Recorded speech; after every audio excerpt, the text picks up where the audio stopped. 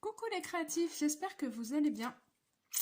Aujourd'hui, tout en dessinant dans un premier temps, je voulais vous parler un peu du sentiment d'aboutissement d'une, d'un dessin, d'une illustration, enfin peu importe. Euh, Comment dire? Alors c'est vrai que du coup, pendant longtemps, moi, je suis quelqu'un qui n'est pas très patiente. Enfin, dans la vie, je suis très patiente, mais oula, ça tremble dans tous les sens. Mais par contre, pour les dessins, c'est vrai que du coup, j'ai tellement envie que ce soit fini que j'ai tendance un peu à me précipiter, à bâcler, et ce qui fait qu'après, je suis rarement quand même satisfaite de ce que j'ai fait, quoi. Et je me dis, oh, mais quand même, ça fait pas bien fini, ça fait pas abouti. Et quand je vois les illustrations des autres, je me dis, waouh, mais comme c'est chouette. Et en fait, tout ce que j'ai retrouvé dans les illustrations des autres, bah, c'était juste qu'ils y passaient beaucoup de temps. Ils prenaient le temps vraiment de faire aboutir leur dessin, de faire aboutir les traits, les couleurs, les détails. Et c'est vrai que c'est toujours ce qui m'a manqué dans mes dessins. Donc là, j'ai déjà fait le tracé, par exemple, parce que cette fois-ci, je me suis dit, eh ben, je vais essayer de prendre le temps de faire vraiment un croquis, mais plutôt détaillé, pour arriver après à un dessin qui soit quand même plutôt complexe et qui soit pas si simple et naïf comme le sont généralement ce que je peux dessiner habituellement. Donc j'essaie un peu de me rapprocher là-dedans. Et je voulais vous partager ça parce que je me dis que c'est important en fait quand on n'est pas satisfait de ses dessins, et je pense que beaucoup de gens ne le sont pas, hein, même des grands illustrateurs, à mon avis, il y a des moments où ils sont pas satisfaits de leurs dessins, hein, c'est pas toujours aussi beau et rose que ce qu'ils laissent voir, hein, et ils montrent forcément que le meilleur de ce qu'ils produisent. Le but c'est quand même de montrer des jolies choses. Donc là sur cette chaîne, j'ai bien réfléchi et j'ai envie qu'en fait on progresse ensemble, qu'on évolue ensemble dans nos styles de dessin, qu'on s'autorise à ce qu'il y ait des ratés, qu'on s'autorise à ce que ce soit pas beau.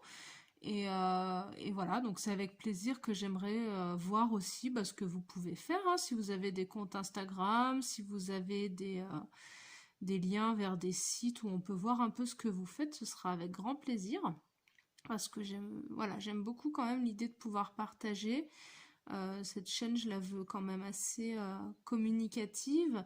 Euh, L'idée, c'est de vous montrer qu'on n'est pas obligé d'être professionnel pour se faire plaisir, hein, déjà. Moi, je le suis pas professionnel, je compte pas l'être, ça ne m'intéresse. Enfin, c'est pas que ça m'intéresse pas, mais j'ai déjà bien réfléchi et j'ai pas comment dire, les compétences, les qualités. Euh, c'est pas fait pour moi. Voilà, vivre de l'art, c'est pas fait pour moi. J'aime trop faire les choses comme j'ai envie. Je suis vite affectée quand on me dit qu'il y a quelque chose qui va pas ou qui est pas joli. Donc du coup, voilà, je me rends compte que je ne peux pas répondre à des donneurs d'ordre, commanditaires, on va dire ça plutôt. Donc là, le dessin pour moi, c'est et ça restera toujours un plaisir. Je m'étais lancée dans des études de graphisme, hein, pendant un an et puis ça a pas ça a pas collé, hein. C'est vrai que c'était très intéressant. J'étais très contente d'avoir commencé cette démarche, mais je suis pas allée jusqu'au bout. En fait, moi j'aime dessiner. En gros, c'est ça. Je crois que le fond du truc, c'est que vraiment j'aime dessiner. Donc pour en revenir au sujet de cette vidéo, après je mettrai le dessin en accéléré et puis comme ça je vous laisserai regarder tranquillement. Mais le message voilà, que j'avais envie de faire passer, c'est que en fait on n'a rien sans donner les moyens, sans prendre le temps. Et je pense que c'est ce qui pêche, en tout cas c'est ce qui a pêché dans un certain nombre de mes dessins, c'est le fait de ne pas prendre le temps de les aboutir, de ne pas prendre le temps de les réfléchir. Et du coup, forcément, après, je suis déçue, hein. Donc je me dis, oh, quand même, c'est pas très joli, c'est pas... Ça fait très naïf, très enfantin, voilà, c'est vraiment un peu l'image que j'ai de ce que je peux faire et j'aimerais bien en sortir. Alors j'ai vu une vidéo récemment de Maryse Pénal qui était super intéressante sur comment, entre parenthèses, ne pas retrouvé son style de dessin, c'était rigolo et c'était super intéressant, où elle dit qu'en fait, notre trait de dessin, c'est un peu comme l'écriture, c'est-à-dire on choisit pas vraiment la façon dont on écrit. Et de la même manière, on choisit pas vraiment la façon dont on dessine, et qu'en fait, là, ce que je vais rajouter, c'est mon interprétation à moi, que du coup, c'est un peu contre-productif et pas naturel finalement de se forcer à être dans un style qui n'est pas le nôtre.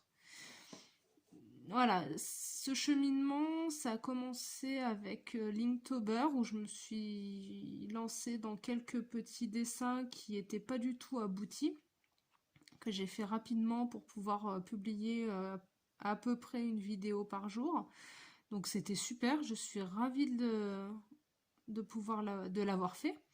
Mais je me suis rendu compte qu'en fait ça retraçait quand même pas mal ce que je faisais habituellement, c'est-à-dire faire un crayonné rapide, euh, et puis après essayer d'apporter des détails à l'encre, au stylo, à l'aquarelle, et en fait pour moi c'est pas satisfaisant, et je me suis rendu compte grâce à Linktober que c'était à cet endroit-là que ça pêchait chez moi.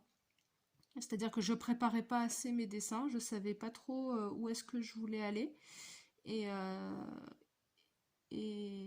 comment dire, et ce qui fait qu'après forcément il y a de l'insatisfaction, et puis des fois je me dis ça peut aussi empêcher de progresser, parce qu'il faut un peu aller en dehors de sa zone de confort et un peu aller en dehors de ses limites, parce que si on reste toujours dans le même, enfin pas le même style, mais dans le même process, et ben du coup je pense qu'on évolue moins.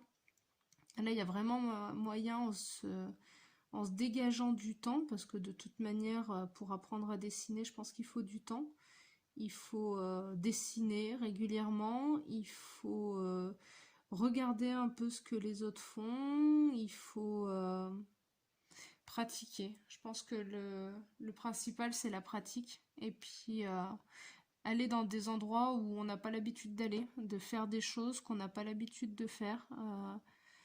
Là, je me dis que les paysages, c'est vraiment pas mon truc, que je vais peut-être essayer quand même de m'y lancer. Voilà, de faire des compositions, là, comme ce que je suis en train de faire, je crois que j'en ai rarement. Je suis même pas sûre d'en avoir fait. Et du coup, je me dis, je vais essayer. Donc, voilà, c'était un petit peu la réflexion du jour. Je vais vous laisser avec la fin de la vidéo tranquillement. Et puis, ça m'intéresserait de savoir, vous, un petit peu où vous en êtes. Donc, au niveau du dessin, n'hésitez pas à me dire en commentaire là où vous sentez que vous pêchez un peu. Prenez le temps de réfléchir à ce qui fait défaut dans vos dessins, ce que vous n'aimez pas, ce que vous aimez aussi, c'est important. Et puis le style vers lequel vous aimeriez aller, qu'on essaye d'y travailler un peu tous ensemble. Voilà. Et écoutez, je reviendrai vers vous vers la fin du dessin. À toutes!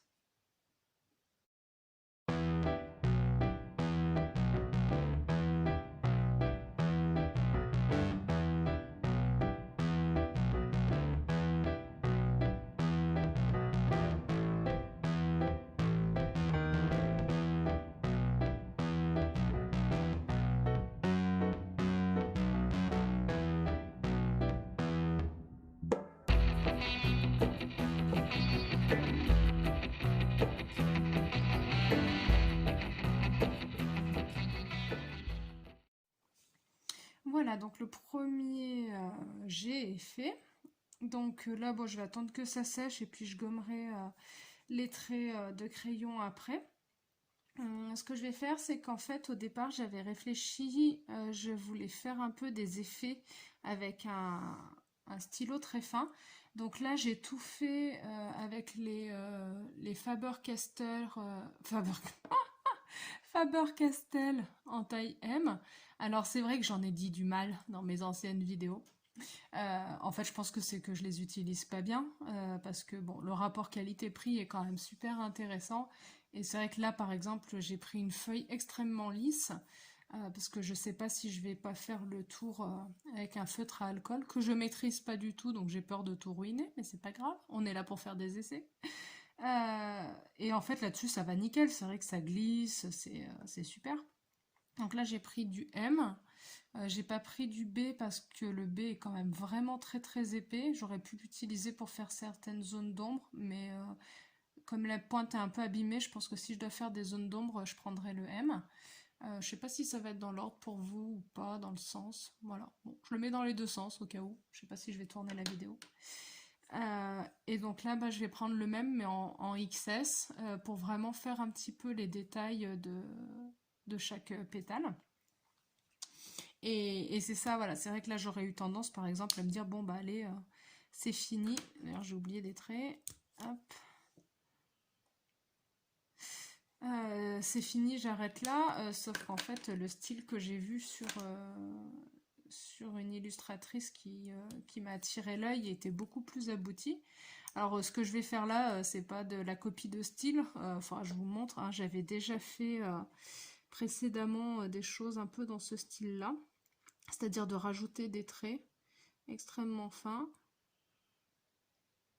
Donc, ça, voilà, c'est quelque chose que j'avais déjà fait. J'avais déjà vendu d'ailleurs 2 tableaux de plantes avec un peu ce style-là.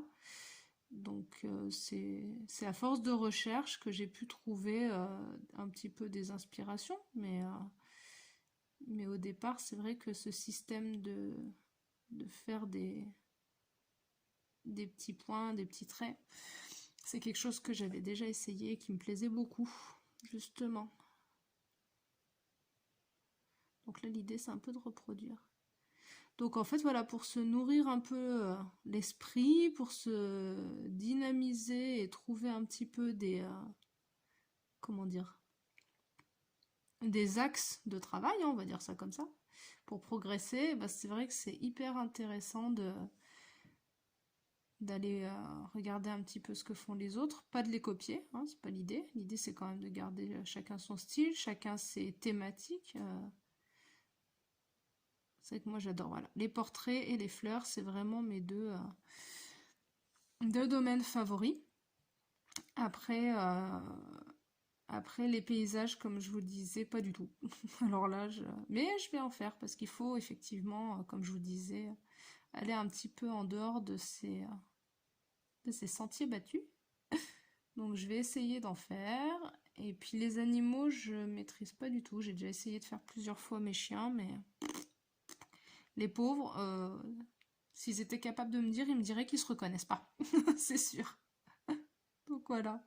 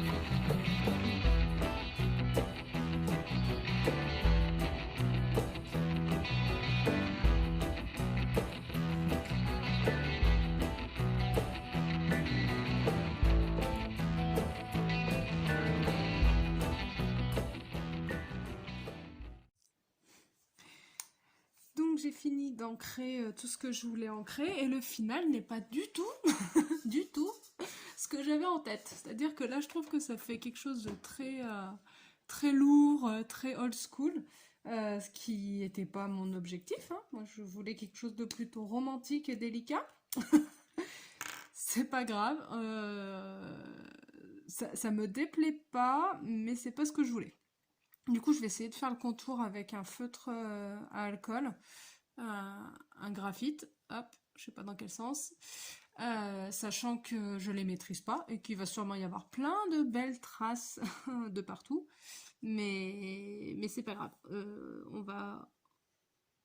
On va quand même faire. Alors, je pense que faire les contours, c'est pas la meilleure idée. Mais je sais pas trop comment faire. Toutes les fois où j'ai utilisé les feutres à alcool, et là pour le coup le papier s'y prête, bah j'ai jamais su les utiliser. Donc si vous avez une idée, enfin pas une idée, une technique, je suis preneuse.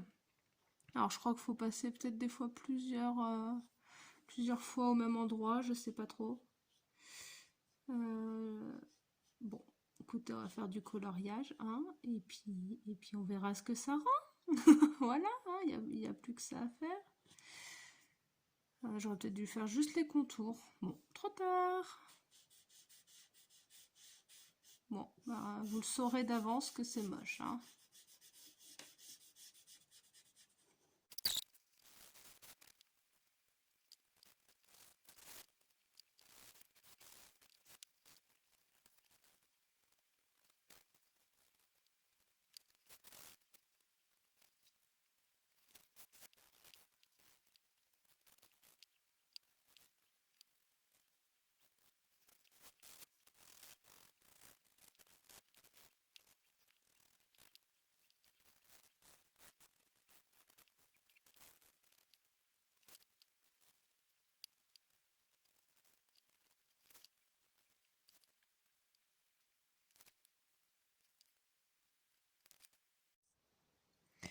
Et donc voilà le dessin final. Donc je pense qu'effectivement c'était une bonne idée de rajouter la couleur ocre doré derrière, parce que ça fait un peu, ça aère un peu tout ça, puis ça détache un peu les fleurs. Donc voilà. Donc globalement je suis plutôt contente de cet essai. Les crayons à alcool, ça pue. Oh, putain. Je vais être shootée juste en dessinant, mais sinon ils sont quand même pas mal. Ils sont très couvrants et puis finalement les traces, bon elles se voient hein, bien sûr, mais moins que ce que je pensais. Je m'attendais vraiment à ce que ça se fonde moins. Donc en utilisant un papier adapté et puis ces feutres à alcool, ça passe. J'aurais pu, je pense, mettre une deuxième couche par-dessus, mais j'avais peur que ça perde en luminosité, en transparence. Donc je vais le laisser comme ça. Hum, J'en referai d'autres parce que je me suis bien amusée et puis ça montre quand même qu'on peut faire des choses un peu plus abouties quand on prend le temps. Là finalement, je sais pas combien de temps j'ai mis à tout faire, mais bien plus que ce que j'avais l'habitude.